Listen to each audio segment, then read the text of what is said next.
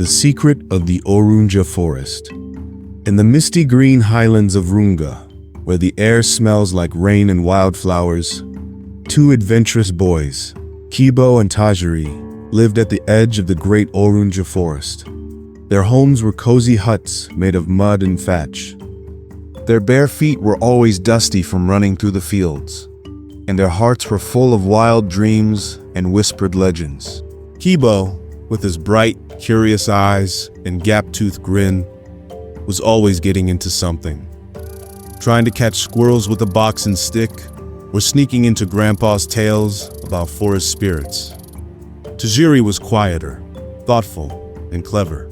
He could track a bird from its shadow, and knew every tree between the village and the deep forest.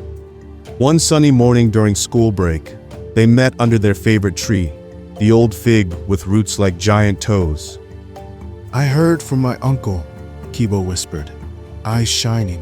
"There's a hidden waterfall in the Orunja Forest.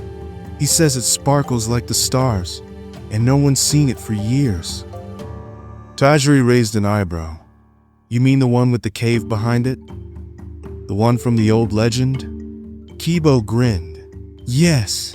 They say there's something inside, a treasure, or maybe something magical."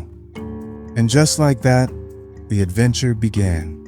They packed a small bag, a gourd of water, roasted maize, a slingshot, and a tin lamp, and disappeared into the whispering trees, where the greatest secret of the Orunja Forest was waiting to be found. The Orunja Forest was alive. Birds chirped like flutes. Monkeys leapt from tree to tree, chattering as if they were cheering the boys on.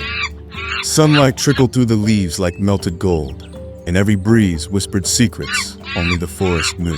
Kibo and Tajiri followed an old path worn smooth by elephant feet. They leapt over twisted roots and ducked under hanging vines. Every sound made them pause, crackling twigs, rustling leaves. Maybe a hyena? Maybe a spirit? Then Tajiri stopped. "Kibo, look," he said, pointing to a strange footprint in the mud. It was round, deep, too big for a human, too strange for an animal. Kibo's eyes widened. "Do you think it's the forest guardian?" he whispered. Tajiri didn't answer, but his eyes sparkled. They pressed on, guided by the sound of rushing water, until there it was, a secret waterfall, hidden behind thick vines, crashing into a pool so clear it looked like the sky had fallen in. Behind the falls was a shadow, a dark crack in the rock. "The cave," Tajiri breathed. "Let's find out what's inside," said Kibo, gripping the tin lamp. The waterfall roared behind them as Kibo and Tajiri slipped through the narrow opening. The air inside the cave was cool and damp. Their small tin lamp flickered, casting dancing shadows on the stone walls. Strange carvings covered every surface: spirals, stars, animals, and masks with wide eyes. It was like the cave had been waiting, watching. Then, as they stepped deeper, the glow began. It wasn't from the lamp. It came from the center of the cave. A cluster of glowing crystals, Mwangaza, sat on a carved stone platform. The crystals shimmered like fireflies caught in glass, pulsing gently as if alive. Purples, blues, and golden light spilled over the walls. Kibo gasped. It's like stars in stone." Tajiri knelt, eyes wide. "Mwangaza," he whispered, "the light of the ancestors." Around the crystals lay offerings: cowrie shells, feathers, colorful cloths, and ancient clay pots. This wasn't treasure to be taken. It was a gift, a message, a hope. And as the boys stepped closer, something strange happened. Their hearts beat in rhythm with the light. Thump, glow, thump, glow. And in that moment, they felt it. Wisdom, courage, and unity. Not just inside them, but flowing through them, like a warm breeze through tall grass. They didn't speak. They didn't need to. They knew this wasn't the end of the adventure. It was just the beginning. Kibo and Tajiri walked through the forest, with the glowing Mwangaza cradled gently between them. Its light wasn't blinding. It was soft, warm, and alive, like the morning sun peeking through tree branches. Birds stopped to watch them pass. The wind grew still. Even the trees seemed to lean closer. When they stepped out of the forest and into the village, everyone paused. Elders, children, farmers, and weavers turned to look. The two boys stood there, dusty and smiling, and in their hands, the light of the ancestors. Gasps, then whispers, then silence. And then the village changed.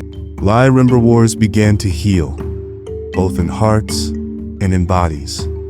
Songs filled the air again, tunes of hope and pride, sung by children skipping between huts. Crops, once thin and tired, stood tall and green, reaching for the sky.